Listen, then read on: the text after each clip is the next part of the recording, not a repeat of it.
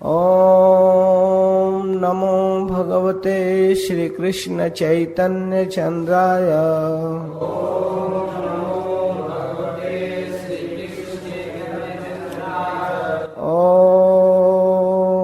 नमो भगवते श्री कृष्ण चैतन्य चंद्राय।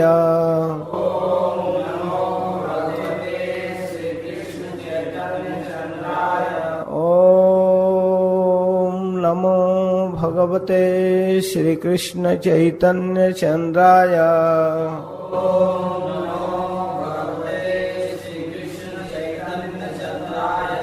हरे कृष्ण।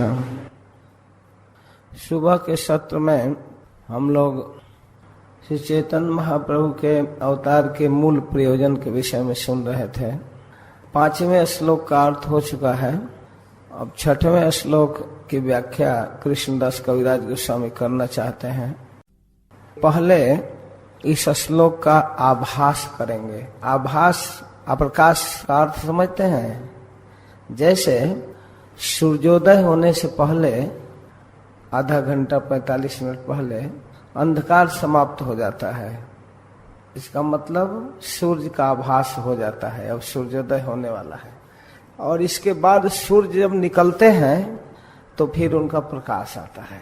लेकिन उनका प्रकाश उनके उदय होने से पहले ही जो संक्षिप्त रूप में छिपे हुए रूप में आता है उसको आभास कहते हैं। सूर्य के आगमन की ही सूचना आभास देता है। सूर्योदय होने वाला है, रात्रि समाप्त हो गई, अब आकाश में तारे दिखना बंद हो जाते हैं, अंधकार दूर हो जाता है। सूर्योदय से पहले उसको आभास कहते हैं। जब सूर्य निकल जाते हैं तो उसको प्रकाश कहते हैं। उसी प्रकार इस श्लोक के आने से पहले जो श्लोक का भाव है उसको आभास कहेंगे और फिर श्लोक आने के बाद जब अनुवाद और व्याख्या करेंगे उसको प्रकाश कहेंगे। तो 6वां श्लोक का आभास। अवतारेर आर एक आछे मुख्य बीज, रसिक शेखर कृष्ण से ही कार्य निज। अवतार का एक मुख्य बीज है, मुख्य कारण वो है कि कृष्ण रसिक शेखर है, रस के आस्वादन करने वाले हैं। श्री कृष्ण स्वयं रस भी हैं और भोक्ता भी हैं। भगवद गीता में दोनों कहे हैं कि जितने स्वादिष्ट वस्तु है उसमें जो टेस्ट है, यहाँ तक कि जल के अंदर जो रस है, रसो अहम पौष कौन्तेय प्रभास्मि ससूर्जयो, जल के अंदर जो रस है, टेस्ट है, वो मैं हूँ। और फिर कहते हैं कि जितने टेस्टफुल पदार्थ है, स्वादिष्ट, उसके भोक्ता हम हैं। जितने परिश्रम करके जो कुछ प्राप्त किया जाता है यज्ञ आदि के द्वारा, भोक्तारम यज्ञ तपसम सर्वलोक महेश्वरम सुहृदम सर्वभूतानाम ज्ञात्वा माम शांतिमिच्छति। भोक्ता भी है, रस भी है और रस को टेस्ट लेने वाले भी हैं, भोक्ता रसिक शेखर। अवतार का एक मुख्य कारण है कि कृष्ण रसिक शेखर है और उस रस का स्वादन करना चाहते हैं। इनका ये मुख्य कार्य है। अति गुण हेतु से हो त्रिविध प्रकार, दामोदर स्वरूपे हैते जाहर प्रचार। अपने रस का स्वादन उन्होंने जिस प्रकार किया चैतन्य महाप्रभु के रूप में आकर, इसको दामोदर स्वरूप दामोदर गोसाई ने अपने आंखों से देखा और उनके रस स्वादन में सहायता किया। क्योंकि राधा भाव भावित श्री चैतन्य महाप्रभु अपनी अंतरंग सखी ललिता और विशाखा के साथ रस का स्वादन किए। श्री कृष्ण चैतन्य महाप्रभु राधा हैं, उनके साथ ललिता और विशाखा कौन है? स्वरूप दामोदर और राय रमानंद। स्वरूप दामोदर ललिता है और राय रमानंद विशाखा। स्वरूप गोसाई प्रभु अति अंतरंग, ताहाते जाने न प्रभु ये सब प्रसंग। उनसे मैंने ये सब प्रसंग सीखा, उनके डायरी से। राधिकार भाव मूर्ति प्रभुर अंतर, से ही भावे सुख दुख उठे निरंतर। कभी सुख का भाव अंतर में आता था तो महाप्रभु आनंद में विह्वल हो जाते थे। उस आनंद में भी आंसू आ जाता था। आनंदातिरेक से शरीर रोमांचित हो जाते, आंख में आंसू आ जाता, बाड़ी गदगद हो जाती। सुख पूर्वक भगवान का नाम उच्चारण करने में भी नहीं कर पाते। दिन दिन भर जगन्नाथ जी का दर्शन करके जग जग जग जग गग गग करने में पूरा दिन बीत जाता। एक वाक्य, एक शब्द नहीं निकल पाता जगन्नाथ। इस भाव से सुख उठता और कभी कभी दुख है। मेरे प्रियतम मुझे छोड़कर मथुरा चले गए हैं, राधा भाव भावित हो जाते। ये शेष लीला प्रभु कृष्ण विरह उन्माद, अंत लीला में इन विरह उन्माद का वर्णन होगा। भ्रममय चेष्टा प्रलापमय बाद, उनका हर क्रिया हर चेष्टा भ्रम में होगा, लगता है वो देख कर भी नहीं देख रहे हैं, सुन कर भी नहीं सुन रहे हैं, ऐसी स्थिति होगी। चलते हुए उनके अंदर भ्रम उत्पन्न होगा, ये क्या है, ये रास्ता है कि पानी है, नाला है कि स्थल है, कुछ समझ में ही नहीं आएगा। और वाणी में प्रलाप जो होगा, प्रलापमय बात, प्रलाप कहते हैं बड़बड़ाने को। कभी कभी कोई व्यक्ति स्वप्न में कुछ बड़बड़ाता है, कुछ कहता है, और होश में नहीं है, सोया है, या शराब के नशे में बड़बड़ाता है, खूब पी लिया है, उन्मत्त हो गया है तो कुछ बोलता है, उसको खुद पता नहीं कि हम बोल क्या रहे हैं, उसको प्रलाप कहते हैं। तो ये है महाप्रभु के अंत लीला के भाव। राधिकार भाव जैसे उद्धव दर्शने, जैसे उद्धव ब्रज में आए कृष्ण का संदेश लेकर, भागवत में वर्णन है, भ्रमर गीत के रूप में बड़ा प्रसिद्ध कथा है। दसम स्कंद के 46-47 अध्यायों में कृष्ण के भेजने से उद्धव को ब्रज में जाना और ब्रज में जाकर गोपों से गोपियों से मिलना, और खास करके गोपियों के बीच उद्धव कृष्ण के संदेश को प्रस्तुत कर रहे थे। उनके संदेश को पूरा सुन भी नहीं पाए गोपीजन, और एकदम अद्भुत स्थिति में हो गई। उनको भ्रमर गीत के रूप में भागवत में रखा गया, बहुत सुंदर प्रसंग है। गोपियों के भाव का उच्चतम दर्शन उद्धव को करने को मिला। सेई भावे मत प्रभु थाके रात्रि दिने, उसी भाव में, राधा रानी के भाव में रात दिन महाप्रभु रहते थे। ये बंगला शब्द है, कुछ इसमें हिंदी भोजपुरी का मिक्स है। थाके माने रहते थे। रात्रे बिलापे न स्वरूपेर कंठ धरी, और रात को स्वरूप दामोदर के गला पकड़कर बिलाप करने लगते थे।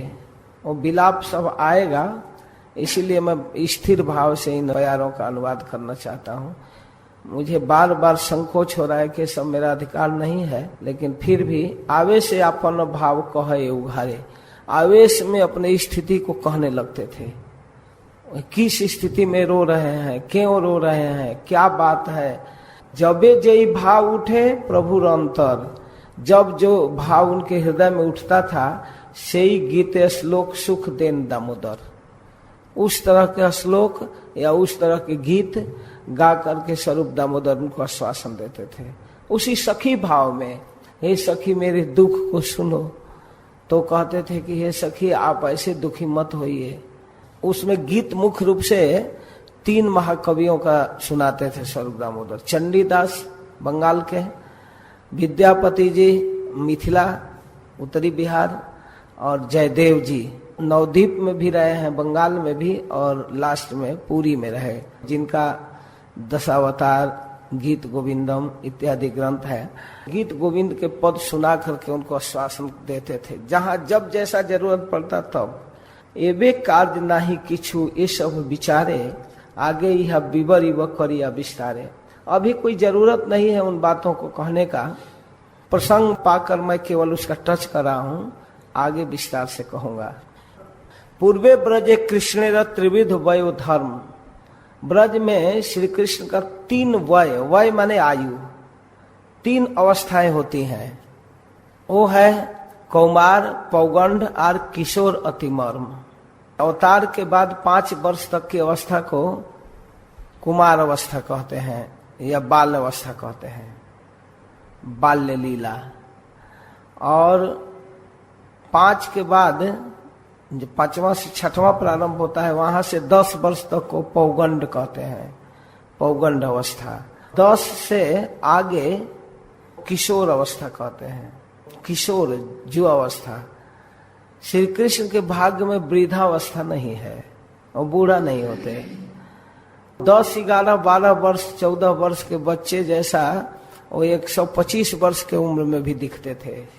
नित्य नव यौवनम च, बूढ़ा होना, गाल धस जाना, बाल पक जाना, आंख से कम दिखना, घुटने में दर्द होना, कमर में दर्द होना, बैक पेन होना, ये सब नहीं होता है कृष्ण का, कुछ भी नहीं। ये सब जो हम लोग अपनी अवस्था को देखते हैं, बचपन है, फिर धीरे धीरे जवानी, फिर बुढ़ापा, बीमारी, ये सब कृष्ण के साथ नहीं है। वात्सल्य आवेश कैल कौमार सफल, कुमारावस्था माँ के गोद में वात्सल्य में सफल किए, माँ के स्नेह में, रोहिणी और यशोदा के प्रेम स्नेह में, उनके द्वारा बनाए हुए भोजन, माखन, दूध को खाकर, उनके गोद में लेटकर सोकर वात्सल्य को सफल किए। और पौगंड सफल कैला लैया सखा बल, पौगंड में वत्सचारण गोचारण करके अपने सखाओं के साथ आनंद लिए ब्रज में।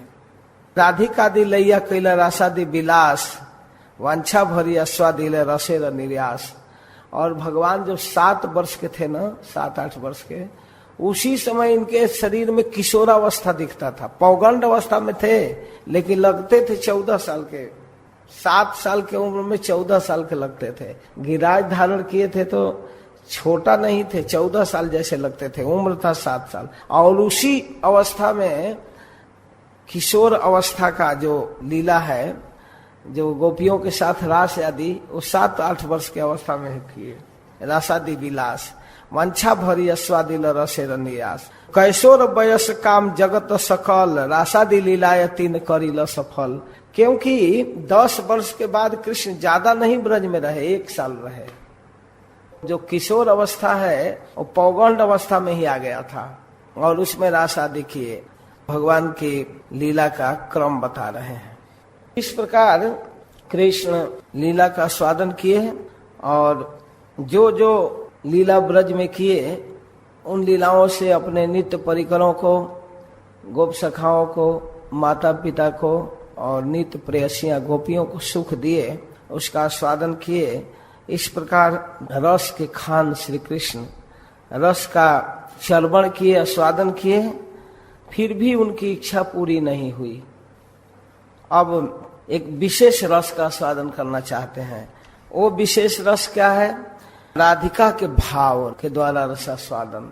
अपने अंदर क्या रस है इसको नहीं समझ पा रहे हैं, तो इस रस का स्वादन के लिए महाप्रभु के रूप में आते हैं। यही मत पूर्वे कृष्ण रसे रसदन, यद्यपि करील रस निर्यास चर्वण। इस प्रकार कृष्ण जो रस का स्वादन किए, जो रस के खान हैं, तथापि नहिल 3 वांछा पूर्ण, फिर भी 3 वांछा इनका पूरा नहीं हुआ। कृष्ण के 3 वांछा क्या है कि राधा रानी के प्रेम की सीमा क्या है, वो किस सीमा तक प्रेम करती है मुझसे, उसको नहीं समझ पा रहे थे। मेरे अंदर जो मधुरिमा है वो क्या है, और किस स्थिति से उसका आस्वादन किया जा सकता है। तो इसको आस्वादन करने का लोभ कृष्ण के मन में आया। तहार प्रथम वांछा करिए व्याख्यान, कृष्ण कहे यामी हई रसेर निधान। अब इन 3 वांछाओं की व्याख्या कर रहे हैं। पहला है मैं रस का निधान हूं, सबसे बड़ा रस मैं हूं। पूर्णानंदमय आमी चिन्मय पूर्ण तत्व, पूर्ण आनंदमय खाटी आनंद का नाम कृष्ण है, इसलिए कृष्ण का एक नाम भी आनंद है। केवल आनंद किसी का नाम रख दे तो वो भी कृष्ण का नाम है। आनंद, पूर्णानंद, सच्चिदानंद, अखंडानंद, अखंड आनंद है, कभी बाधित नहीं होता है, पूर्ण आनंद है। उनका आनंद बढ़ता रहता है, घटता नहीं है। कभी वो उदासी में या दुख में नहीं बदलता, टेंशन में नहीं बदलता, इसलिए उनको पूर्णानंद कहते हैं, अखंडानंद कहते हैं। आनंद स्वरूप है भगवान। आमी चिन्मय पूर्ण तत्व, पूरा चिन्मय ज्ञानमय है, एकदम ज्ञानमय। कब क्या होना है, कब कैसा होगा, कौन क्या सोच रहा है, कहां तक सोच सकता है, सब कुछ जानते हैं। सत्यचित आनंद है, पूरा पूरा आनंद उनके पास है, पूरा पूरा ज्ञान है, पूरा पूरा सत्ता है। ऐसा नहीं कि अगले 5 वर्ष के बाद पता नहीं इलेक्शन जीतेंगे कि हारेंगे, ऐसा नहीं है। पूर्ण सत्ता, एकदम परमानेंट। वो अपने पोजीशन से कभी गिरते नहीं है, इसलिए उनका नाम है अच्युत। च्युत का अर्थ है गिरना, अपने पोजीशन से चू जाना, नीचे आ जाना। और अच्युत का अर्थ है जो कभी नहीं गिरते, इसलिए भगवान का एक नाम अच्युत भी है, अपने पोजीशन में रहते हैं। फिर कह रहे हैं कि मैं पूर्णानंद हूँ, चिन्मय पूर्ण तत्व हूँ। राधिका प्रेम अमर कराए उन्मत्त, लेकिन राधिका का प्रेम जो है हमको पागल कर देता है एकदम। ना जाने राधिका प्रेम आछी कौन बल, यही मेरे अन्वेषण का विषय है कि राधा के प्रेम में कौन ऐसा बल है जे बले हमारे करे सर्वदा विह्वल, जिस बल से हमको विह्वल कर देती है, एकदम उन्मत्त पागल कर देती है। राधिकार प्रेम गुरु आमिशिष नट, सदा अमा नाना नृत्य नचाए उद्भट। राधिका का प्रेम हमारा गुरु है और मैं नट हूं। वो जैसे हमको नचाता है वैसे मैं नाचता हूं। जैसे कोई कलाकार किसी को नाच की कला सिखा रहा है तो इशारा करता है, बाएं दाएं भाव भंगी का इशारा करता है और व्यक्ति नाचता है। वो नहीं नाचता है, वो तो खड़ा होकर इशारा करता है। उसके इशारे को देखता रहता है सीखने वाला, नाचता रहता है। इस प्रकार राधिका का प्रेम जो है मेरा गुरु है, मैं नाचने वाला एक नट हूं, नृत्य करने वाला। हमको नचाता है सदा, नृत्य नचाए उद्भट। हम उन्मत्त होकर उद्भट होकर खुलकर नाचते हैं।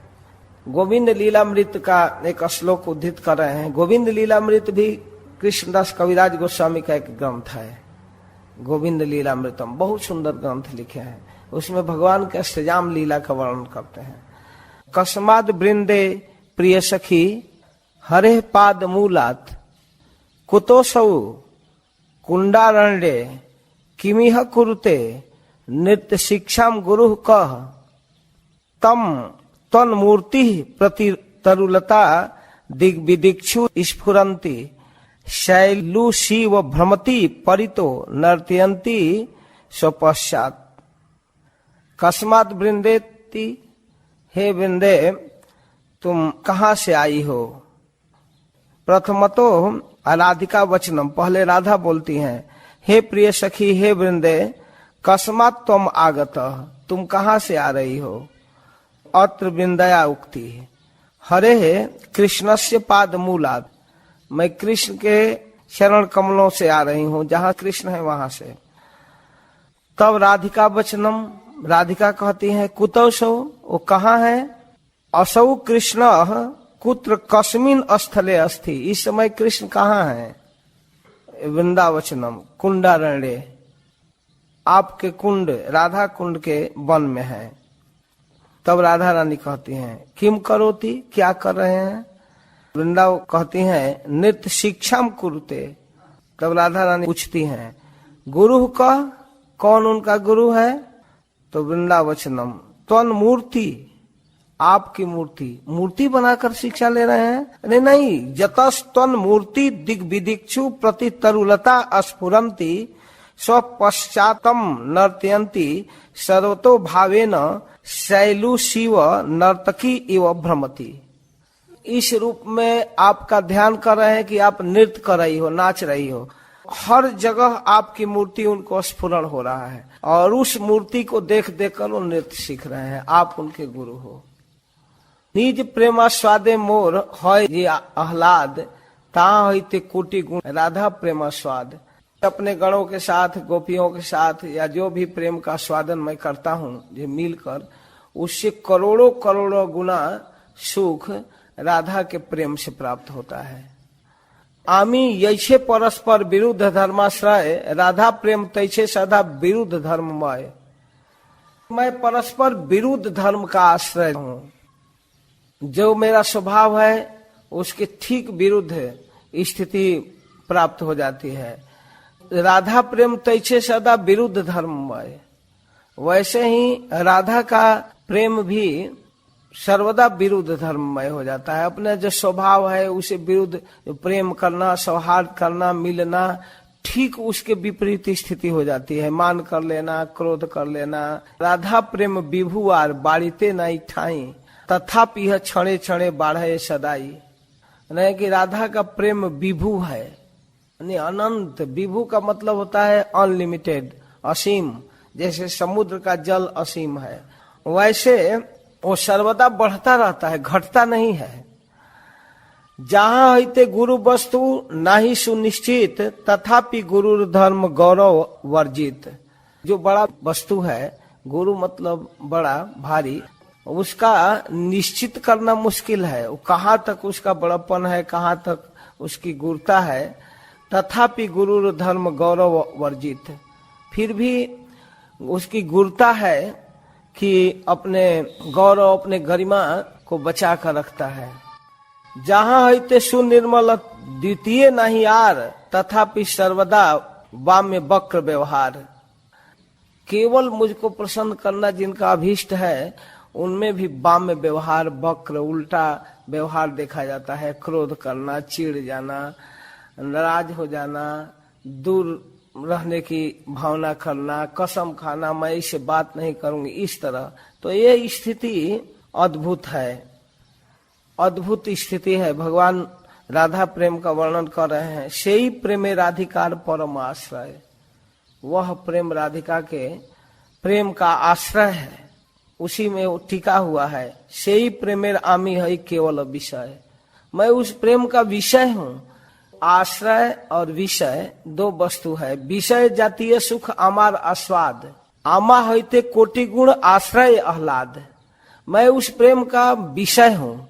राधा मुझको देखकर, मुझसे मिलकर, मुझसे बात करके प्रसन्न होती है, लेकिन मेरा प्रेम कहाँ टिका है? राधा पर। जैसे भक्त लोग जो हैं, भगवान के प्रेम के आश्रय हैं और भक्तों के प्रेम के विषय हैं भगवान। भगवान के विषय में सुनना, भगवान के विषय में बोलना, उनके रूप को देखना, उनकी सेवा करना, ये सब भक्तों का प्रेम का विषय होता है। लेकिन उनका प्रेम टिकता कहाँ है? किस आश्रय में? भक्तों के आश्रय में। इसलिए भक्त लोग आश्रय हैं प्रेम के। आमा हईते कोटि गुण आश्रय आह्लाद। कृष्ण की सेवा करके जो सुख भक्त लोग प्राप्त करते हैं, वो सुख भगवान को नहीं है। भगवान उस सुख के लिए तरस गए। भक्त लोग इतना आनंद से कैसे सेवा करते हैं। आश्रय जातीय सुख पाइते मन धाय, और मेरा मन उस आश्रय सुख को पाने के लिए तरस रहा है। मतलब जिस पर वो सुख टिका हुआ है, विषय जो प्रेम के विषय है, जिससे प्रेम किया जाता है, आश्रय जो प्रेम करता है। तो भगवान प्रेम के विषय हैं और भक्त प्रेम के आश्रय हैं। क्लियर समझना चाहिए। राधा रानी प्रेम के आश्रय हैं और श्री कृष्ण प्रेम के विषय हैं। कृष्ण को देखना, कृष्ण से बात करना, उनके लिए सेवा करना, ये भक्त का कर्तव्य है। आश्रय जाति का सुख जो है, यानी भक्तों का जो सुख है, वो पाने के लिए मेरा मन तरस रहा है। यत्ने आस्वादिते नारी की करी उपाय, लेकिन कोशिश करने के बाद भी वह सुख हमको मिल नहीं रहा है। मैं क्या उपाय करूं? कभू यदि यही प्रेमे हई आश्रय, तबे यही प्रेमानंदेर अनुभव है। कभी मेरे जीवन में अगर ऐसा दिन आवे कि मैं भक्त बनूं, तब मैं अनुभव करूंगा। ये तो चिंती रहे कृष्ण परम कौतुकी। यह सोच सोच कर कृष्ण अद्भुत स्थिति को प्राप्त करते हैं। उनके मन में कौतुक होता है, जिज्ञासा होती है। हृदय बढ़ाए प्रेम लोभ धक धकी, उसको प्राप्त करने का लोभ होता है। इसको कैसे समझाएं हम आपको, समझ में नहीं आ रहा है। मान लीजिए कोई ऐसी स्थिति, चाहे वह काम जनित स्थिति हो या लोभ जनित स्थिति हो, जो मन में लालसा है और लालसा पूर्ति का एक कल्पना है कि इस तरह से ये स्थिति में इस पॉइंट पर हमारी लालसा पूर्ति होगी। मन में एक प्राप्ति की इतनी उत्कट लालसा हो जाती है कि मन में एक अद्भुत प्रकार की धक धकी होता है। अद्भुत तरह कि उसको प्राप्त करने की एक लालसा से चित्त धक धक करता है, हिलने लगता है। अद्भुत। तो उसको कहते हैं लोभ। लोभ के कारण धकी चित्त में हो जाती है। हृदय में जब प्रेम बढ़ता है, प्रेम को प्राप्त करने की धक धक्की होती है, हृदय हिलता है। यही एक सुन आर लोभेर प्रकार स्व माधुर्य देखी कृष्ण करे न विचार। अपने माधुरी को देखकर कृष्ण विचार कर रहे हैं। अद्भुत अनंत पूर्ण मोर मधुरिमा, मेरे अंदर जो माधुरी है, माधुरी मतलब टेस्ट, अद्भुत टेस्ट, सुख। जैसे मधु से माधुरी बना है। कोई भी मीठा पदार्थ है जिसमें गुड़, चीनी, मिश्री या और मिठाइयाँ, उसमें जो मीठापन है उसको मूल्यांकन करते हैं मधु से। जैसे अनेक पुष्पों से मधुकर भंवरे या मधुमक्खी एक रस तैयार करती है और उस रस को मधु कहते हैं। तो उसमें जो टेस्ट है मधु, उससे और मिष्ठान आदि की मधुरिमा का मूल्यांकन होता है, उसको मधुर कहते हैं। अच्छा, उसे जो रस मिलता है। उसी प्रकार श्री कृष्ण के रूप में, श्री कृष्ण के गुण में, श्री कृष्ण के लीला में एक माधुरी है, अद्भुत अनंत माधुरी है। अद्भुत अनंत पूर्ण मोर मधुरिमा, मेरे अंदर जो मधुरिमा है वो अनंत है, अद्भुत है, पूर्ण है। त्रिजगत इहार के नाई पाए सीमा, संपूर्ण विश्व के लोग हमारे मधुरिमा की परिसीमा का मूल्यांकन नहीं कर पाते। किस सीमा तक है? अनलिमिटेड मधुरिमा है। यही प्रेम द्वारे नित्य राधिका एकली, आमार माधुर्यामृत आस्वादे सकली। और लोग उस सीमा पर नहीं पहुंच पाते हैं, लेकिन हमारे अंदर जो मधुरिमा है एकमात्र श्रीमती राधा रानी उसका स्वादन करती हैं। वही हमारे प्रेम की मधुरिमा की सीमा को जानती है। हमारा माधुर्य नित्य नौ नौ है, स्व स्व प्रेम अनुरूप भक्ते आस्वादय। हमारा माधुर्य नित्य नया नया बढ़ता है, नित्य नवीन होता है और अपने अपने प्रेम के अनुरूप, अपनी अपनी क्षमता के अनुरूप भक्त लोग इसका आस्वादन करते हैं, जैसी जिसकी समझ है। प्रेम तो आकाश की तरह अनंत है। जैसे जिसका उड़ान है, गौरैया उड़ता है, कौआ उड़ता है, वो हंस भी थोड़ा छलांग मार लेता है, और उसमें बाज पक्षी भी उड़ते हैं और गरुड़ जी भी उड़ते हैं। तो उड़ते तो सब हैं, लेकिन अपनी अपनी शक्ति भर उड़ते हैं। आकाश की अनंत परिसीमा को गरुड़ भी मूल्यांकन नहीं कर पाए कहाँ तक है। वैसे ही हमारी माधुरी है। भक्त लोग अपने अपने शक्ति सामर्थ्य से, अपनी क्षमता योग्यता से आस्वादन करते हैं। दर्पण यदि देखी आपन माधुरी, जब दर्पण में या पिलर में, स्तंभ में मैं अपनी माधुरी देखता हूँ तो देखते ही रह जाता हूँ। आस्वादिते लोभ है आस्वादिते नारी, उसको देखना चाहता हूँ लेकिन देख नहीं पाता हूँ। मन करता है कि देखता रहूं, लेकिन बहुत देर तक नहीं। दर्पण में क्या देखेंगे? प्रकट देखें तब तो आनंद आवे। दर्पण लेकर ऐसे घूमते रहेंगे अपने को देखने के लिए। इतना सुंदर भगवान कभी कभी पिलर के सामने खड़ा हो जाते हैं अपने प्रतिबिंब को देखने के लिए। माँ यशोदा कहती है, क्या कर रहे हो बेटा? देखो न माँ, ये कितना सुंदर व्यक्ति है, कितना सुंदर लग रहा है। कहे रे बेटा, ये तो तुम्हारा ही प्रतिबिंब है, मतलब तुम्हारा ही रूप माधुरी, रूप सौंदर्य प्रतिबिंबित हो रहा है, वो दूसरा नहीं है। नहीं माँ, ये बहुत सुंदर है, देखो इसका मुख कितना बढ़िया है, कितना इसके घुंघराली अलके हैं। भगवान देखना चाहते हैं उसको, बार बार देखना चाहते हैं। कभी कभी राधा रानी भगवान जब दर्पण देखते हैं अपने सौंदर्य को, तो उनके हाथ से दर्पण छीन लेती हैं। कहती है, प्रियतम आप आरसी मत देखो, दर्पण मत देखो। क्यों? क्योंकि जब तुम दर्पण में अपने रूप को देखोगे ना, तो फिर और किसी को नहीं देखना चाहोगे। हम लोगों के तब तो देखोगे ही नहीं, इतना सुंदर हो। कभी कभी रसिक जन ब्रज में कहते हैं कि राधा रानी कहती हैं कि प्रियतम, विधाता बहुत सोच विचार कर तुमको पुरुष बनाया, बहुत सोच विचार कर, वास्तव में अपनी सारी बुद्धि लगाकर पुरुष बना दिया। अच्छा किया। अगर कहीं तुमको स्त्री बना दिया होता ना, तो लाखों का सिर तुम्हारे लिए कट जाता, आपस में लड़कर मर जाते। इसलिए विधाता अच्छा किया है कि तुमको पुरुष बनाया है। जब भगवान इमरजेंसी अवतार लिए मोहिनी के रूप में, तो भगवान शिव को भी विचलित कर दिए।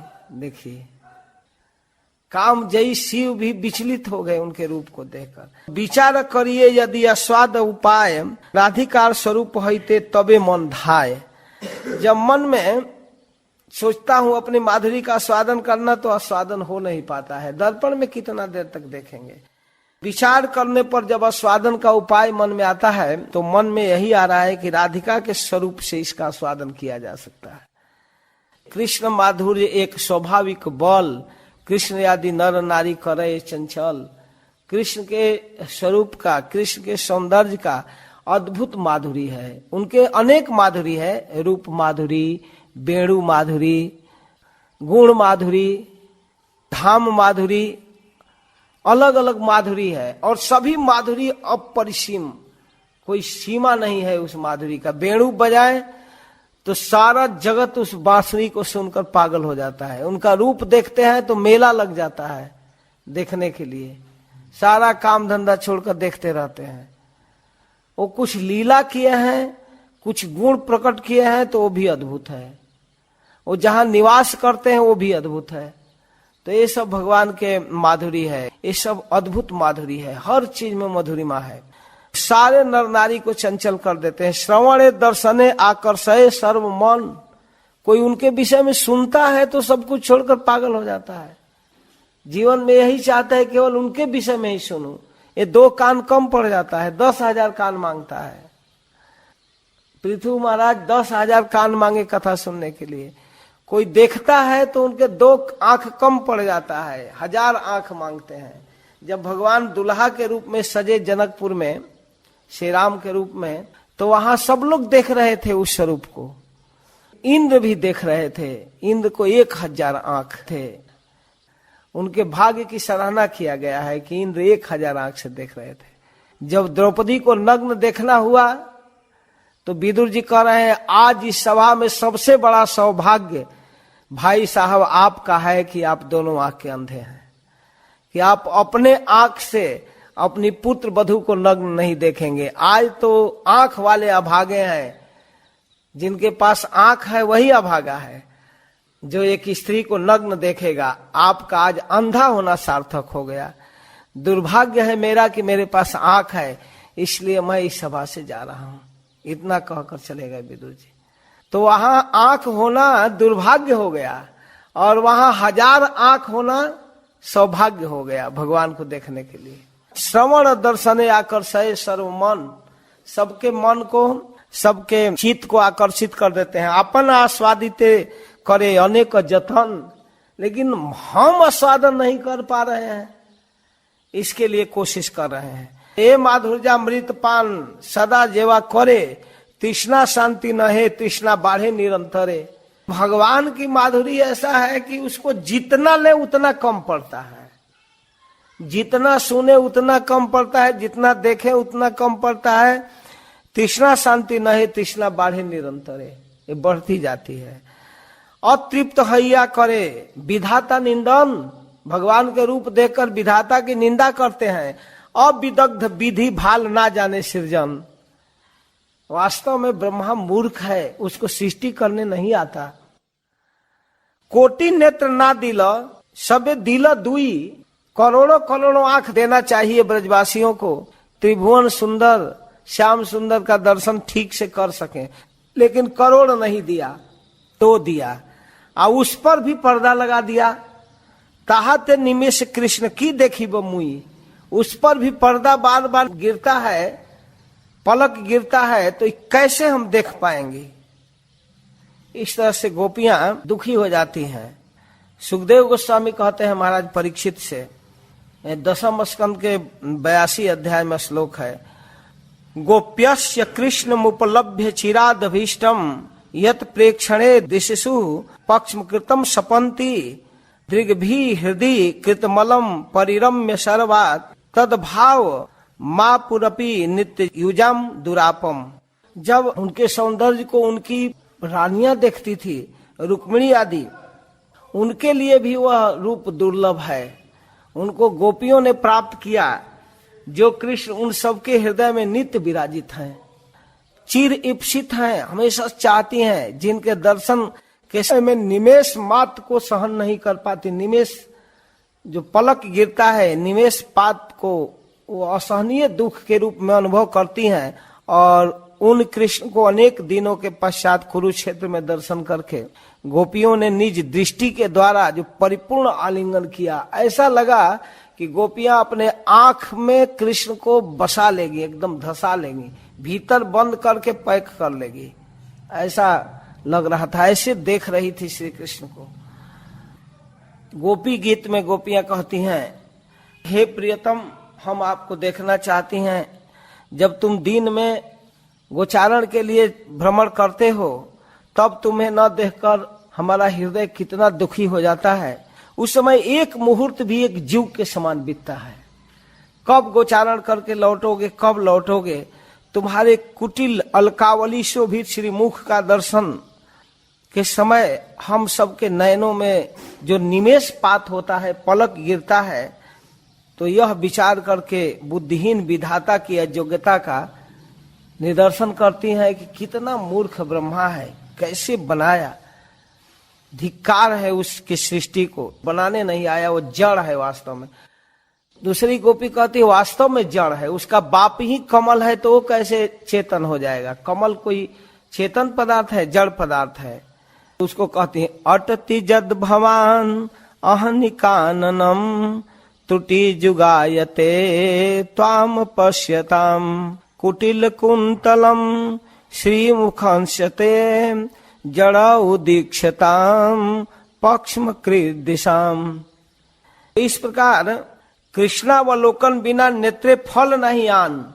जब तक नेत्र से कृष्ण का दर्शन न हो तब तक नेत्र की सफलता नहीं है। जेई जन कृष्ण देखे सेई भाग्यवान। जो जन कृष्ण को दर्शन करता है वही वास्तव में भाग्यशाली है। अक्षणवताम फलमिदम न परम विदामः सख्य पशून अनुविशेषयतो वयस्यैः वक्त्रम ब्रजे सुतयो अनुवेणुजुष्टम यैर्वा निपीत मनुरक्त कटाक्ष मोक्षम। श्रीमद् भागवतम के 10वें स्कंद के 21वें अध्याय में सखियां आपस में बात करती हैं कि हे सखी, सखा वृंद के साथ जब प्रियतम गोचारण के लिए जाते हैं, वेणु जब बजाते हैं, वेणु बजाते हुए प्रियतम को जिसने देखा है वास्तव में उसके ही नयन सफल है। कारण कि नयन प्राप्ति का यही फल है, आंख प्राप्ति का यही फल है कि अधिक से अधिक श्याम सुंदर का दर्शन किया जाए। इस प्रकार के भाव हैं। इस तरह भगवान के सौंदर्य को देखकर दूसरे लोग चर्चा करते हैं आपस में, वास्तव में कितनी गोपियां सौभाग्यशालिनी हैं कि प्रियतम से मिलती हैं, उनको देखती हैं, श्याम सुंदर के रूप माधुरी का स्वादन करने को उनको अवसर प्राप्त हुआ है। फिर भागवत के एक श्लोक उद्धृत कर रहे हैं, गोप्यस्तपः किम चरण यदमूष्य रूपम लावण्य सार असमोर्ध्व मनन्य सिद्धिम दिग्भि पिबंत अनुसवाभिनवम दुरापम एकांत धाम जसस श्रिय ऐश्वर्यस्य। श्री कृष्ण का रूप लावण्य का सार है एवं तुलना किसी रूप से नहीं किया जा सकता है। नव नवायमान है, हर क्षण उनका रूप नया नया दिखता है, और सुंदर और नवीन और जवान, बूढ़े नहीं होते। गोपियों ने ऐसी कौन सी तपस्या की जो इस रूप का अपने नेत्रों से पान करती रहती हैं। इस तरह से लोग चर्चा करते हैं आपस में।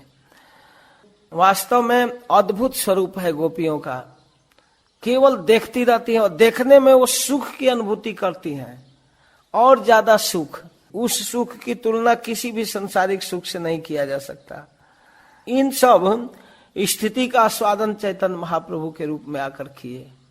भगवान के रूप का दर्शन करके, उनके विषय में सुन करके अपूर्व जो माधुरी है उस माधुरी का आस्वादन किए। कृष्णेर माधुरी कृष्णेर उपजाए लोभ। कृष्ण की माधुरी कृष्ण को ही लोभ उत्पन्न करा रहा है। सम्यक आस्वादिते नारे मने रहे क्षोभ, लेकिन स्वयं आस्वादन नहीं कर पाते इसलिए मन में क्षोभ है। यही तो द्वितीय हेतु कैला विवरण। इसको प्राप्त करना चाहते हैं, ये दूसरा लोभ है। तृतीय हेतु रे सुनह लक्षण। अब तीसरा कारण क्या है चैतन्य महाप्रभु के अवतार का? अत्यंत निगूढ़ यही रसे सिद्धांत, स्वरूप गोसाई मात्र जाने न एकांत। तृतीय रस का मन में जो जिज्ञासा है, उस सिद्धांत को स्वरूप दामोदर जानते हैं, उसको वर्णन किए हैं। जेवा के हो अन्य जाने, से हो तहा होते, चैतन्य प्रभु रते हो अत्यंत मर्म ताते। कहते दूसरा भी जान सकता है, लेकिन चैतन्य महाप्रभु की जिस पर अत्यंत कृपा हो। गोपी गणे प्रेम रूढ़ महाभाव नाम, विशुद्ध निर्मल प्रेम कभू नहे काम। एक विशेष बात बतलाते हैं, केवल तत्सुख सुखित्वम, प्रियतम को सुखी करना जिनका अभीष्ट है, एक विशुद्ध निर्मल प्रेम है, इसमें कोई अपना निज सुख नहीं है। इसको भक्ति रसामृत सिंधु में श्रीपाद रूप गोस्वामी कहते हैं, प्रेमैव गोप रामाणाम काम इत्यगमत प्रथाम इत्युद्वादयोपेतम वांछन्ति भगवत प्रिया।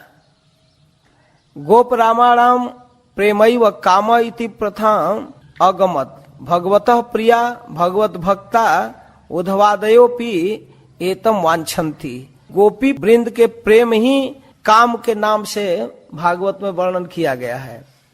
उद्धव प्रभृति महानुभाव भी इसकी प्राप्ति की आकांक्षा करते हैं। उनके मन में लालसा होती है कि हम गोपियों जैसा प्रेम प्राप्त करें। गोपी प्रेम प्राप्त करना तो बहुत दुर्लभ चीज है, गोपियों का कृपा प्राप्त हो जाए इसके लिए तरसते रहते हैं। काम प्रेम एई दोहार विभिन्न लक्षण। काम और प्रेम के विभिन्न लक्षण हैं। लौह कांचन जैसे स्वरूप विलक्षण, जैसे सोना और लोहा में अंतर है, वैसे काम और प्रेम में अंतर है।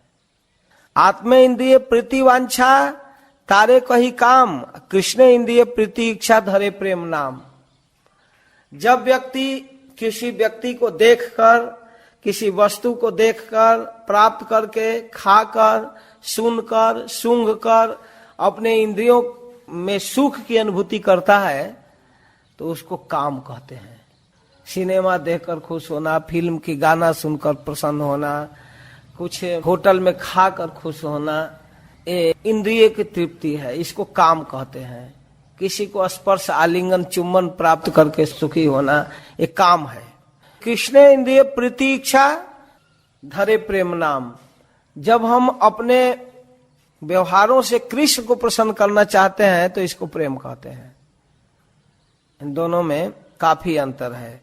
कामेरा तात्पर्य निज संभोग केवल। काम का लक्ष्य है अपने भोग को प्राप्त करना, इंद्रिय जनित भोग। कृष्ण सुख तात्पर्य है प्रेम महाबल, लेकिन प्रेम का तात्पर्य है कृष्ण को सुखी करना। दोनों देखने में एक जैसा है, लेकिन बहुत भारी अंतर है। महाराज श्री एक उदाहरण देते हैं, जैसे मिश्री और फिटकरी में अंतर है। फिटकरी भी उजला होता है और मिश्री भी। देखने में एक जैसा है, लेकिन जीभ परख कर देखिए कितना भारी अंतर है उसके स्वाद में।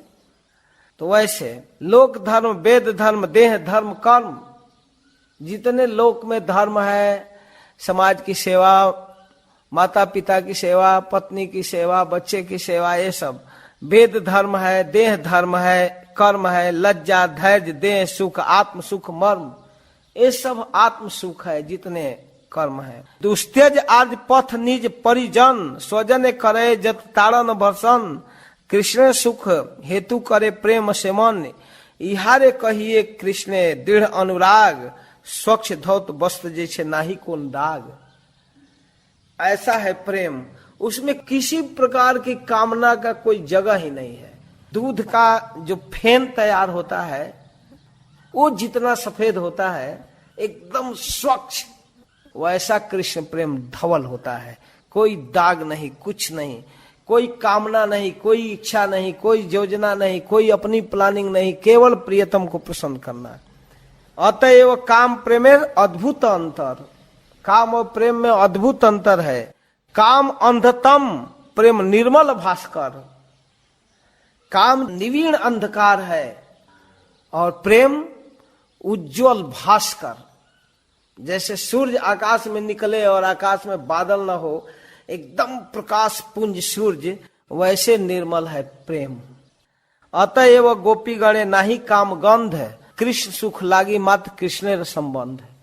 केवल कृष्ण को सुखी करना चाहती हैं गोपियां। गोपी गीत के लास्ट में कहती हैं, जत्ते सुजात चरणाम्बुरुहं स्तनेषु भीता सनई प्रिय दधिमहि कर्कशेषु ते नाटवीम अटसिद्ध व्यथते न किंचित् कुर्पादिभि भ्रमति धीर भवदाजु सामना।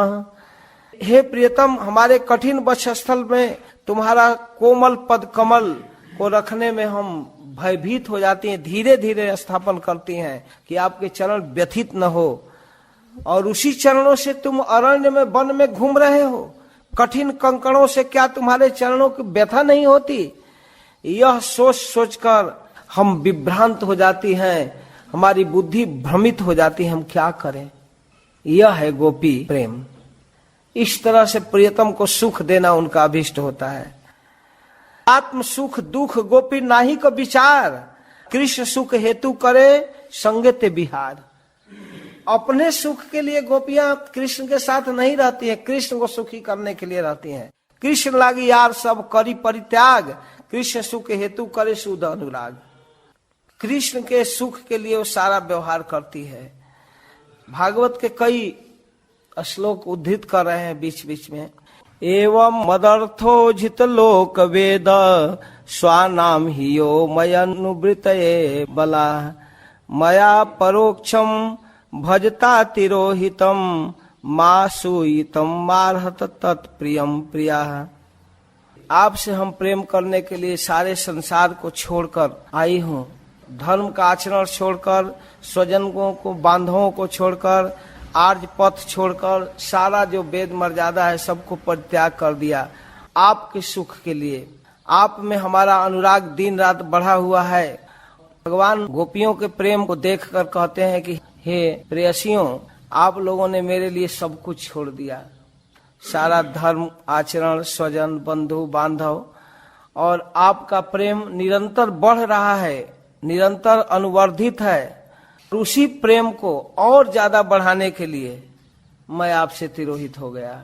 ऐसा नहीं कि मैं आपके प्रेम का मूल्यांकन नहीं कर पा रहा हूं। आप हमारे प्रेम व्यवहार में दोष दृष्टि मत करो, हम आपसे विशेष प्रेम वर्धन के लिए छिपे। एवं मदर्थो जितलोक वेद स्वानम यो इस्माकम परोक्षम अदर्शनम यथा भवति तथा भजता मया तिरोहितम अंतर्धाने न स्थितम तस्मात् हे अबला हे प्रिया प्रियम माम असूयितुम दोषारोपेण द्रष्टुम एवं माम अर्हत न योग्यास्थ। आप हमें दोष दृष्टि मत कीजिए, हम आपके प्रेम को बढ़ाने के लिए तिरोहित हुए थे। इस प्रकार गोपियों के प्रेम का वर्णन करते हैं। फिर एक श्लोक कह रहे हैं, ताम मनस्का मत प्राणा मदर्थे त्यक्त दैहिका मामेव दैतम प्रेष्टम आत्मान मनसा गता। मेरे लिए मन प्राण देह सब कुछ समस्त विषय अर्पण किए हैं, मैं उन्हीं का दैत हूँ, प्रियतम हूँ, आत्मा स्वरूप हूँ। मुझको ये मन के द्वारा प्राप्त करते रहते हैं। अपने भक्तों के विषय में भगवान कह रहे हैं कि मेरे भक्त मेरी भक्ति करते हैं, मेरे लिए समर्पण करते हैं, मैं उनका चिंतन करता हूँ, उनको प्राप्त होता हूँ। लेकिन एक विशेष बात है, विशेष ध्यान देने लायक बात, कि भगवान भगवत गीता में प्रतिज्ञा करते हैं कि जो जिस भाव से मेरा भजन करता है उस भाव से उस भजन का आस्वादन करता हूँ और वैसे ही मैं उसको भजता हूँ, उसके भाव की पुष्टि करता हूँ। कृष्ण ने प्रतिज्ञा एक आक्षेप पूर्व भजते, जे जैसे भजे तैसे ताहाते भजीते। जो जैसा भजन करता है वैसा करते हैं। जे जथा माम प्रपद्यन्ते तान तथैव भजाम्यहम् मम वर्तमान वर्तन्ते मनुष्या पार्थ सर्वश। से प्रतिज्ञा भंग हईले गोपीर भजने। लेकिन गोपियों के भजन के सामने इनकी प्रतिज्ञा टूट गई। जितना गोपियां भजन की वैसा वो नहीं कर पाए, नहीं चुका पाए। ताहाते प्रमाण कृष्ण श्री मुख वचने। स्वयं श्री कृष्ण अपने मुख से कहते हैं कि हम आपके प्रेम का बदला नहीं चुका सकते। न पारे हम निर्वज्य संजुजाम स्वसाधु कृत्यम विबुधा जुषापि वह या माँ भजन दुर्जर गृह श्रृंखला संब्रीच तदवह प्रतियातु साधुना। हे मेरे प्रेयसियों, मैं आपके प्रेम का बदला नहीं चुका सकता। अगर मैं ब्रह्मा की आयु प्राप्त करके भी बदला चुकाना चाहूं तब भी मेरे बस की बात नहीं है, क्योंकि तुम लोगों ने मेरे लिए दुश्छेद्य गृह बंधन को तोड़कर मेरा भजन किया है। मेरे पास ऐसा समर्थ नहीं है, मैं नहीं चुका सकता, इसलिए मैं सदैव आपका ऋणी रहूंगा। नो ड्यूज नहीं हो पाएगा मुझसे। हार स्वीकार कर लिए, एकदम हाथ जोड़कर माफी मांग लिए, बस हम आपके ऋणी हैं, आपके प्रेम के ऋणी हैं, माफ कर दिया जाए लोन। तबे जे देखिए गोपी निज देह प्रीत से हो तो कृष्ण लागी जानी है निश्चित। अब देखिए अत्यंत रहस्यमय प्रसंग आ रहा है। जितना जितना आगे बढ़ते हैं उतना ही रहस्य की बातें आती है और विशेष आस्वादन का विषय है। से हो तो कृष्ण लागी जानी है निश्चित। लेकिन गोपियों में भी देखा जाता है कि वो श्रृंगार करती हैं, भोजन करती हैं, तो ये क्या है? ये काम नहीं है। ये देह कैला आमी कृष्ण समर्पण, तार धन यही तार संभोग साधन। यह देह मैं कृष्ण को समर्पित कर चुकी हूं, इसलिए ये कृष्ण की संपत्ति है, धरोहर है। यह देह कृष्ण को दे चुकी हूं, लेकिन मेरे पास कृष्ण इस देह को रखे हैं, तो किसी के धरोहर को संभाल कर रखना पड़ता है। ये देह दर्शने स्पर्शे कृष्ण संतोष। इस देह के दर्शन से और स्पर्श से कृष्ण को संतोष मिलता है। यही लागी करे देह मार्जन आभूषण। इसीलिए देह का मार्जन करती है, आभूषण पहनती है। प्रियतम जिस ड्रेस को प्रसन्न करते हैं, जिस वेश को प्रसन्न करते हैं, स्वस्थ शरीर प्रसन्न करते हैं, उसको गोपियां सजाना चाहती हैं उस रूप में। गोपी प्रेमामृत एक ग्रंथ है जिसमें भगवान स्वयं कहते हैं, निजांगम पिया गोप्यो ममेति समुपासते ताभ्य परम न मे पार्थ निगूढ़ प्रेम भाजनम। भगवान अर्जुन से बता रहे हैं गोपी प्रेम के विषय में। निजांगम अपि या गोप्या यो गोप्या निजांगम निज देहम ममेति मम संबंधित तर दर्शनादौ ममेव महत सुखम स्यात्। अपने देह को अपना देह मानती ही नहीं, मेरा देह मानकर, मेरा अंग मानकर उसकी सेवा करती है। इति ज्ञत्वा उपासते शुश्रूषते। इसीलिए उस देह को सजाती है, खिलाती है, पिलाती है, सुलाती भी है। ताभ्य परम हे पार्थ मम निगूढ़ प्रेम भाजनम नास्ति। उन गोपी की छोड़कर हे अर्जुन मेरा प्रेम भाजन और कोई है ही नहीं। आर एक अद्भुत गोपी भावे र स्वभाव, बुद्धि र गोचर न है जहां र प्रभाव। वहां तक बुद्धि जा ही नहीं सकती। गोपी गण करे न जब एक कृष्ण दर्शन, गोपियां जब कृष्ण का दर्शन करती हैं, उनके मन में कृष्ण को देखकर सुख वांछा नहीं, कृष्ण को देखकर एक सुख प्राप्त होगा यह कामना नहीं है। एक अद्भुत अद्भुत बात बतला रहे हैं कृष्णदास कविराज गोस्वामी। विशेष कृपा से, गुरु कृपा से, वैष्णव की कृपा से, भगवान की कृपा से ही यह रहस्य समझ में आ सकता है, ऐसे नहीं आएगा। विशेष सावधानी के साथ सुनना चाहिए। गोपी गण करें जब एक कृष्ण दर्शन, गोपियां कृष्ण के आवाज सुनकर दौड़ती है, उनको देखना चाहती है उनके रूप माधुरी को, तो कहते हैं ना सुख वांछा नहीं, कृष्ण को देख करके हमको सुख मिलेगा यह कामना नहीं है। सुख है कोटि गुण, लेकिन कृष्ण को देखकर वो करोड़ों करोड़ों गुना सुखी हो जाती है। कृष्ण से रहित अवस्था जो है और कृष्ण के पास आने में जो है करोड़ों गुना श्रेष्ठ है, उनको सुख मिलता है। लेकिन वह किस प्रकार का सुख है? गोपिका दर्शने कृष्ण जे आनंद है। तो राधा रानी को देखकर जो कृष्ण को आनंद मिलता है, ताहते कोटि गुण गोपी आस्वादय। प्रसन्न होकर मुस्कुराते हैं तो कृष्ण के प्रसन्न चेहरा को देखकर गोपीगण प्रसन्न हो जाती हैं कि हमको देखकर प्रियतम प्रसन्न हुए, तो उनके रूप को, उनके सौंदर्य को, उनके मुस्कान, उनके आनंद युक्त चेहरे को देखकर गोपियों में प्रसन्नता आता है। ता सवार नाही निज सुख अनुरोध। उनका ये अनुरोध नहीं है कि हमको सुख मिले, तथापि बढ़ाए सुख पड़ी ल विरोध, फिर भी उनको सुख मिलता है। जब कृष्ण उनको देखकर सुखी होते हैं तो कृष्ण को सुखी देखकर गोपियां सुखी हो जाती हैं। ये विरोधेर एकमात्र देखी समाधान, गोपिकार सुख कृष्ण सुखे पर्यवसान। देखने में तो लगता है कि गोपियों को भी सुख मिल रहा है, लेकिन गोपियों के सुख का पर्यवसान, उसका ठिकाना, उसका अंत वहां है कृष्ण के सुख में। कृष्ण के प्रसन्न चेहरा को देखकर गोपियां प्रसन्न हो जाती हैं। जब गोपियां प्रसन्न होती हैं, गोपिका दर्शन कृष्ण बाढ़े प्रफुल्लता। जब कृष्ण गोपी को देखकर प्रसन्न होते हैं तो इनकी प्रसन्नता देखकर गोपियां प्रसन्न होती हैं, और गोपियों के चेहरे में जो प्रसन्नता का रूप आता है, से माधुर्य बाढ़े और नाही का समाता।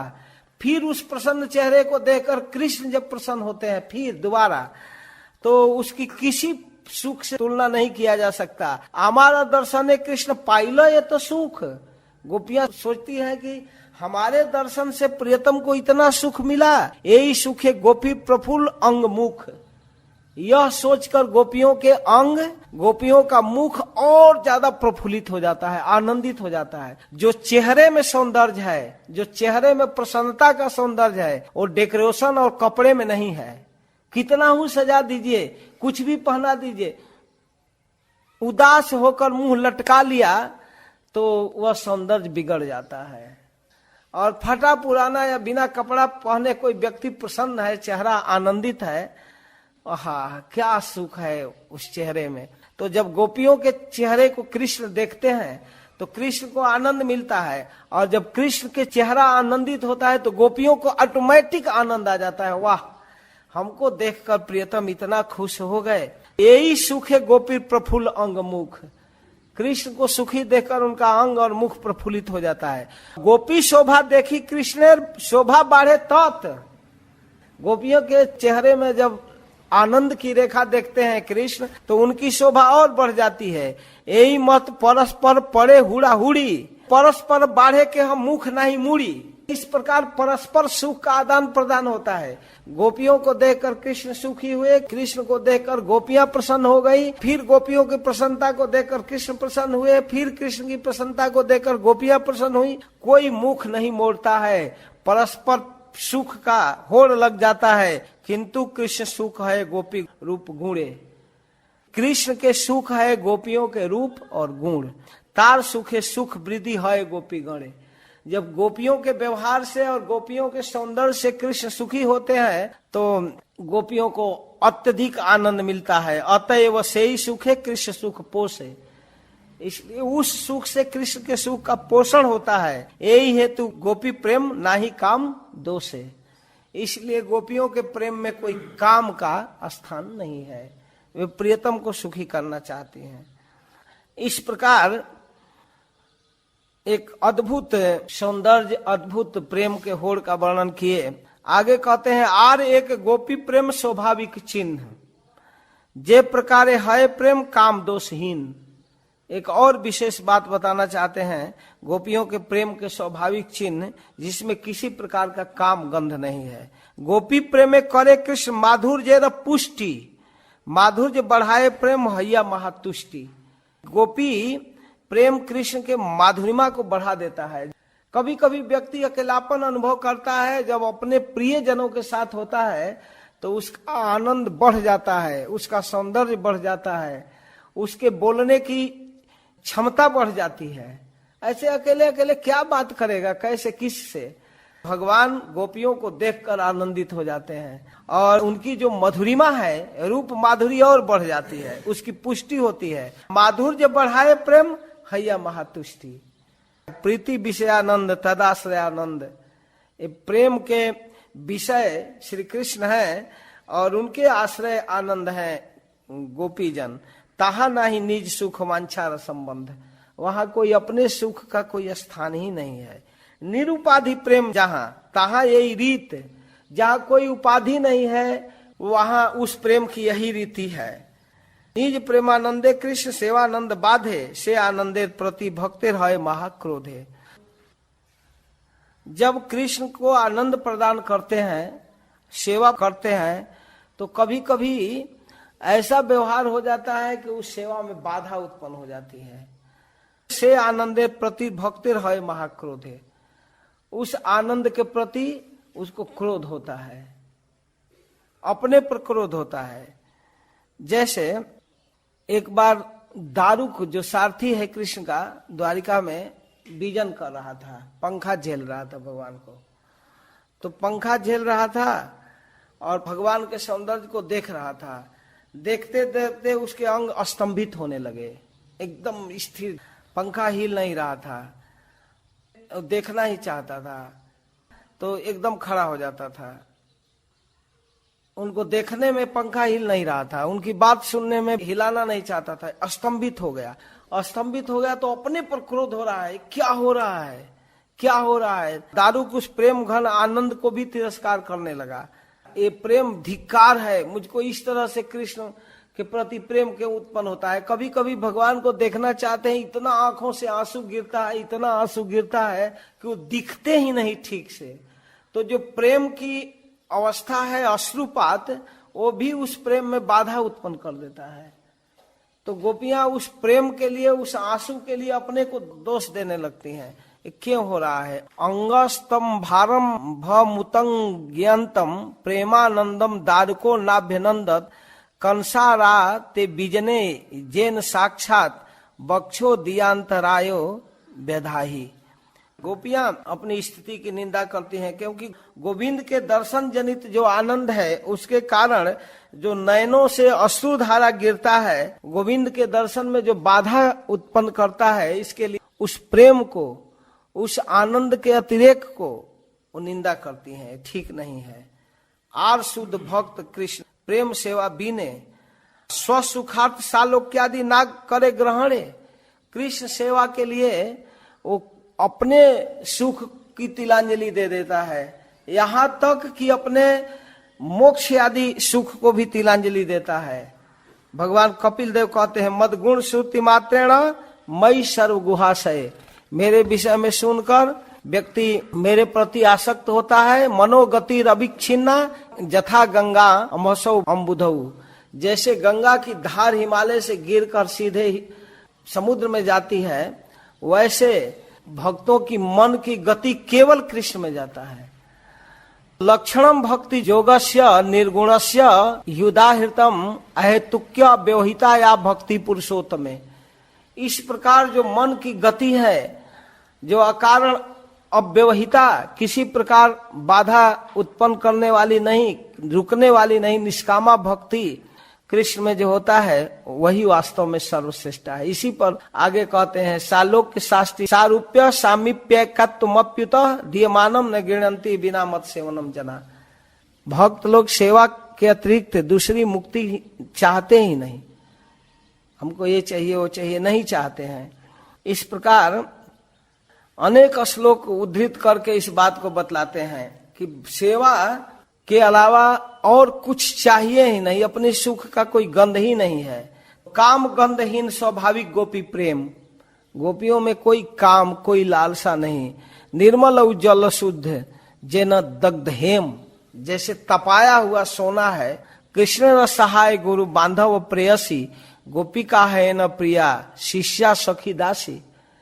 वो गोपियां कृष्ण से किस प्रकार का संबंध रखती हैं? कोई ऐसा संबंध नहीं जो उनका नहीं है।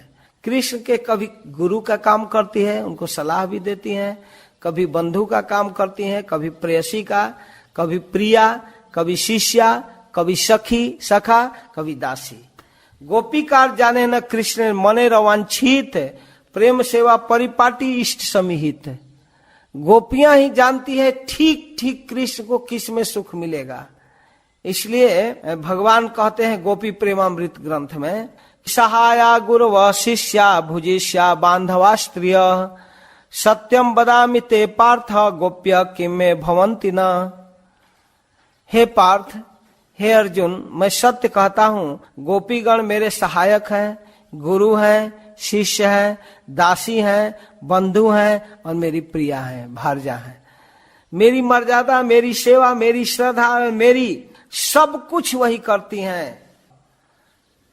मन महात्म्यम मत्स्य पर्याम मद श्रद्धा मन मनोगतम जानंती गोपिका पार्थ नाने जानंती तत्वतः। जिस प्रकार गोपियां इस प्रेम भाव को जानती हैं वैसा और कोई नहीं जानता।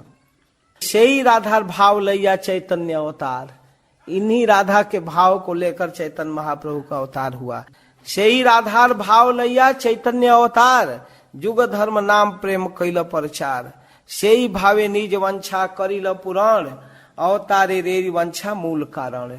यह मूल कारण है। श्री कृष्ण चैतन्य गोसाई ब्रजेंद्र कुमार रसमय मूर्ति कृष्ण साक्षात श्रृंगार। सही रस आस्वादित कैल अवतार, अनुसंगे हैल सब रसेर प्रचार। उस रस का स्वादन करने के लिए आए, अनुसंगिक रूप से प्रेम का प्रचार हो गया। तो षष्ठ श्लोक का आभास हो गया और प्रकाश। श्री राधया प्रणय महिमा के दिशो वानयैर्वा, स्वाद्यो जैनाद्भुत मधुरिमा के दिशो वा मदीय। सौख्यम चास्या मदनुभवतः की दिशम बेति लोभात, तद्भावाड्य समजनी सचि गर्भ सिंधु हरिंदु। श्री राधा की प्रेम की महिमा कितनी है, किस ऊंचाई तक राधा कृष्ण से प्रेम करती हैं, एक जिज्ञासा। दूसरा, उस प्रेम दृष्टि से कृष्ण की माधुर्य आस्वादन का चमत्कारिता कितनी है, कृष्ण की माधुरी किस सीमा में है। दूसरा, तीसरा, उस चमत्कारिता का अनुभव करके राधा कितनी आनंदित होती है, क्या सुख मिलता है राधा को। इन तीनों विषयों को विशेष रूप से आस्वादन करने के लिए कृष्ण राधा की भाव कांति को ग्रहण करके चैतन्य महाप्रभु के रूप में प्रकट हुए। ये चैतन्य रूप में समुद्र से चंद्रोदय की तरह सची गर्भ सिंधु से हरिंदु, हरि रूपी इंदु आविर्भूत हुए। ऐसे हरि इंदु, हरि रूपी भगवान रूपी चंद्रमा सची गर्भ सिंधु, उन सची के गर्भ रूपी समुद्र से हरिंदु प्रकट हुए चैतन्य महाप्रभु के रूप में, तीन भाव के आस्वादन के लिए। यही सब सिद्धांत गुण कहते न जीवाए, ये सब सिद्धांत कहने की इच्छा नहीं हो रही है। ना कहिले के यह अंत नहीं पाए। अगर नहीं कहा जाए तो फिर इसको कैसे समझा जाएगा, नहीं समझ में आएगा। अतएव कही किछु करिया निगूढ़। बहुत रहस्यमय बातों को मैं बता रहा हूं, लेकिन एक मन में दिक्कत हो रहा है कि अनधिकारी के सामने इसको नहीं कहना चाहिए। पता नहीं लोग किस रूप में समझेंगे राधा भाव, राधा के प्रेम को। लेकिन मेरे मन में विश्वास है, बुझिबे रसिक भक्त ना बुझिबे मूढ़। इसको रसिक लोग ही समझेंगे, मूढ़ लोग तो समझ में आएगा ही नहीं, उनके ऊपर से जाएगा। हृदय धरे जे चैतन्य नित्यानंद, जिनके हृदय में गौर नित्यानंद हैं, ये सब सिद्धांत से ही पाई वे आनंद। इस सिद्धांतों में तो उसी को आनंद आएगा जिस पर गौर नित्यानंद की कृपा हो। हृदय धरे जे चैतन्य नित्यानंद, ये सब सिद्धांत से ही पाई वे आनंद, वही सिद्धांत में आनंद पावेगा। ये सब सिद्धांत रस आम्रे पल्लव, ये सब सिद्धांत आम का पल्लव है। भक्त गण कोकिलेल सर्वदा वल्लभ, और भक्त लोग कोयल हैं, आम के उस पल्लव में विहार करते हैं और आम के फल को खाते हैं। और अभक्त उष्ठेर इथे ना हो प्रवेश, अभक्त लोग ऊंट हैं, उनको आम का वो मंजरी और फल मिलने वाला नहीं है। तबे चिते है मोर आनंद विशेष। तो हमारे चित्त में बड़ा आनंद आता है कि भक्तों को मिलेगा, और भक्तों को मिलेगा ही नहीं। जे लागी कहिते भय से यदि न जाने, जिसलिए हमको मन में भय हो रहा था कि मैं इस कथा को कहूंगा और पता नहीं अनधिकारी लोग इसको सुनेंगे तो क्या सोचेंगे। अगर वो नहीं समझेंगे तो यह वही किवा सुख आछे त्रिभुवन, इससे बढ़कर इस त्रिभुवन में और क्या सुख है। जिन मूर्खों से मैं डर रहा हूं उनके पाले ही नहीं पड़ेगा, और जिनके लिए मैं कह रहा हूं वही समझेंगे। ऐसा है चैतन्य चरितामृत, समझे। चैतन्य चरितामृत कहने से कोई समझ में नहीं पा सकता है। हृदय धरे जे चैतन्य नित्यानंद, ये सब सिद्धांत से ही पाई वे आनंद। जिनके हृदय में नित्यानंद प्रभु और चैतन्य महाप्रभु विराज रहे हैं, वही इस सिद्धांत को समझेगा। जे लागी कहिते भय से यदि न जाने, जिसको कहने के लिए मुझको भय हो रहा है वो अगर नहीं समझे, यह वही कीवा सुख आछे त्रिभुवने, इससे बढ़कर क्या सुख मिलेगा। बहुत अच्छा है, इसको कहीं भी कहा जा सकता है। इसलिए कहा जा सकता है कि जिनको नहीं सुनाना है उसको समझ में आएगा ही नहीं, जिनको समझना है, जिस पर महाप्रभु की कृपा है वो आनंद लेंगे। अतएव भक्त गणे करी नमस्कार, निसंग कहिए सवार हो चमत्कार। इसलिए हे भक्तों, मैं आपको नमस्कार करके निसंकोच इस कथा को कह रहा हूँ। कृष्ण विचार एक रहे अंतरे, पूर्णानंद पूर्ण रस रूपे कहे मोरे। कृष्ण के मन में विचार आ रहा था, आमा हईते आनंदित है त्रिभुवन, आमा के आनंद दिवे जेन कोन जन, कौन हमको आनंद दे सकता है। आमा हईते जार जत सत सत गुण, से ही जन आह्लादित पारे मोर मन। हमसे करोड़ों करोड़ों गुना जिसमें आनंद होगा वो तो हमको आनंद दे पाएगा ना। आमा हईते गुणी बड़ जगत असंभव, हमसे बड़ा गुणवान इस जगत में कोई नहीं है। एकल ही राधा ते ताहा कही अनुभव, एकमात्र राधा ही हमसे बढ़कर है। कोटि काम जीनी रूप यद्यपि अमार, करोड़ों कामदेवों को जीतने वाला रूप है। अस्मोर्ध माधुर्य साम्य नहीं यार, मेरे माधुरी के सामने, मेरे रूप के सामने किसी की तुलना नहीं है। मोर रूपे अपलायित है त्रिभुवन, मेरे रूप से सारा जगत प्रभावित है। राधा दर्शन मोर जुड़ाए नयन, लेकिन राधा को जब देखता हूँ तो मेरा नयन तृप्त हो जाता है। मोर वंशी गीत आकर्षय त्रिभुवन, राधा वचन हरे हमारा श्रवण। हमारे वंशी के आवाज से सारा दुनिया थिरकती है, नाचती है, लेकिन हमारा कान राधा के बोली सुनने के लिए तरसता है। ये देखिए, यद्यपि अमार गंधे जगत सुगंध है, हमारे गंध से जगत सुगंधित है। मोर चित घ्राण हरे राधा अंग गंध, यद्यपि अमार रस जगत सरस, राधा अधर रस मोरे करे बस। हमारे रस से सारा जगत प्रभावित है, सब लोग चाहते हैं, लेकिन हम राधा के अधरामृत का पान करना चाहते हैं। मुझको बस में कर लिया है। यद्यपि अमार स्पर्श कोटिंदु शीतल, हमारे स्पर्श से करोड़ों चंद्रमा से ज्यादा शीतलता है। राधिका स्पर्श से अमार करे सुशीतल, लेकिन हमको भी शीतलता प्रदान करता है राधा का आलिंगन स्पर्श। यही मत जगते सुख आमी हेतु, राधिका रूप गुण आमार जीवातु। इस प्रकार जगत के लिए तो मैं काफी हूं, जगत को सुख देने के लिए, लेकिन हमको जीवित रखने के लिए राधिका का रूप गुण आधार है। यही मत अनुभव हमारा प्रतीत, विचारी देखिए जब सब विपरीत। इस प्रकार हम अनुभव करते हैं, लेकिन विचार करके देखते हैं तो सब उल्टा हो जाता है। राधा दर्शन मोर जुड़ाए नयन, हमारा दर्शन राधा सुखे अज्ञान। लेकिन देखिए स्थिति, सारा संसार हमको देखकर आनंदित हो जाता है, हम राधा को देखकर तृप्त होते हैं, लेकिन हमको देखकर राधा का ज्ञान ही समाप्त हो जाता है। परस्पर वेणु गीते हरे चेतन, मोर भ्रम तमाले करे आलिंगन। हमारी बंसी की आवाज सुनकर, हमारे रूप का दर्शन करके वो अचेतन हो जाती है, उसकी बुद्धि ही काम नहीं करती, वह मेरे भ्रम में तमाल को पकड़कर आलिंगन करती है।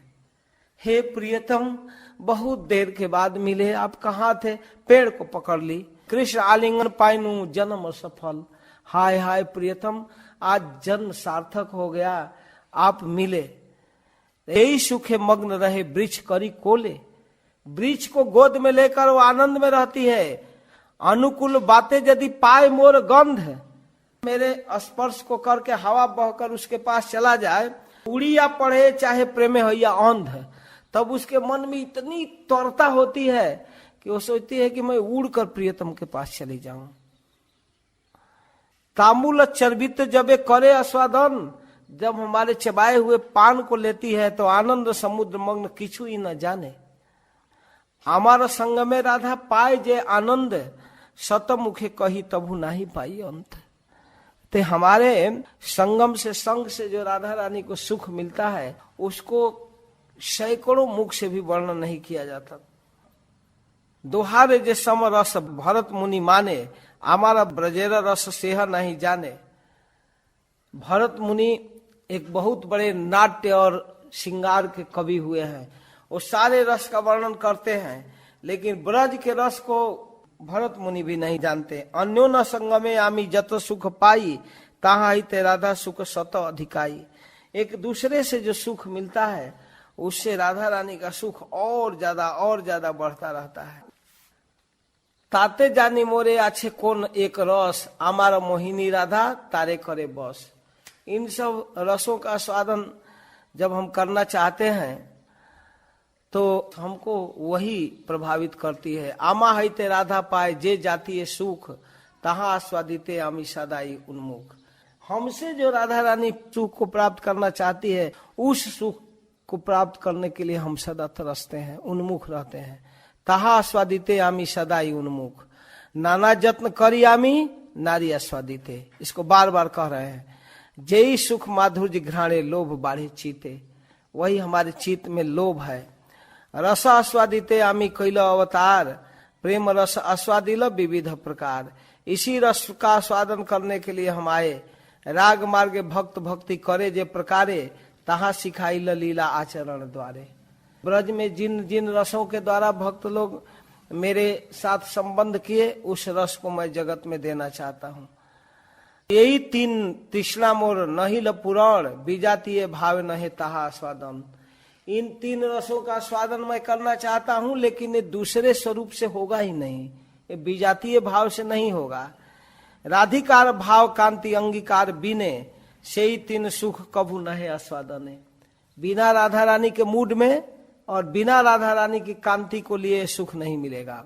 भाव मतलब मूड, उसी मूड में। राधा भाव अंगीकारी धरी तार वर्ण, तीन सुख आस्वादित है अवतीर्ण।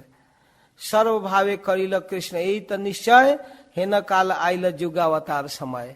जब कृष्ण यह निश्चय कर लिए तो जुगावतार का समय आ गया। से ही काले अद्वैत करे आराधन, तहार हुंकारे कैले कृष्ण आकर्षण। ठीक उसी समय अद्वैताचार्य जी भगवान को पुकार रहे थे। पिता माता गुरुगण आगे अवतरी, राधिकार भाव वर्ण अंगीकार करी। अपने पिता माता जगन्नाथ, शशि देवी, अद्वैताचार्य और भी माधवेंद्रपुरी, ईश्वरपुरी को आगे भेजकर नवद्वीपे शची गर्भ शुद्ध दुग्ध सिंधु, ताहते प्रकट हिला कृष्ण पूर्ण इंदु। इस प्रकार शची गर्भ से भगवान का अवतार हुआ। यही मत श्लोके करिल व्याख्यान, रूप गोसाई पद्म करी ध्यान। रूप गोसाई की कृपा से मैंने इस श्लोक का अर्थ कर दिया। हरे कृष्णा। जय श्रील प्रभुपाद। जय श्री गौर हरि।